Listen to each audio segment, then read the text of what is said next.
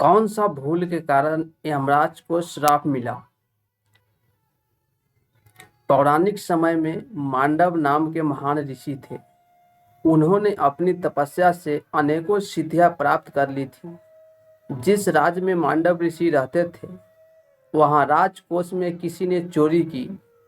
जब चोरों का पीछा किया गया तो चोर मांडव ऋषि के आश्रम में चले गए और चोरी की हुई वस्तुएं आश्रम में ही छोड़कर भाग गए। ऋषि उस समय तपस्या में विराजमान थे। जब पीछा करते हुए सैनिकों को आश्रम में चोरी हुआ सामान मिला तब उन्होंने मांडव ऋषि को ही चोर समझकर उन पर आरोप लगा दिया। सैनिक मांडव ऋषि को बंदी बनाकर राजा के पास ले गए। मांडव ऋषि को फांसी की सजा। राजा ने ऋषि को फांसी की सजा सुनाई। जब ऋषि को वध स्थल पर ले गया तो वो वहीं पर गायत्री मंत्र का जप करने लगे। जब ऋषि को फांसी दी गई तो उन पर कोई प्रभाव नहीं हुआ। वहां उपस्थित सैनिकों समेत राजा भी यह देखकर अचंभित थे। राजा को समझ आ गया कि यह कोई तपस्वी है और तब राजा को अपने किए पर पछतावा हुआ और ऋषि से क्षमा मांगी। तब ऋषि ने उत्तर दिया कि राजन, मैं तुम्हें क्षमा करता हूँ परंतु यमराज को नहीं। बिना कोई पाप मुझे मृत्यु दंड क्यों दिया गया।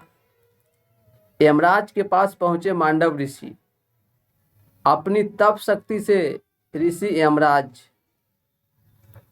के समक्ष पहुंचे और इस दंड का कारण पूछा।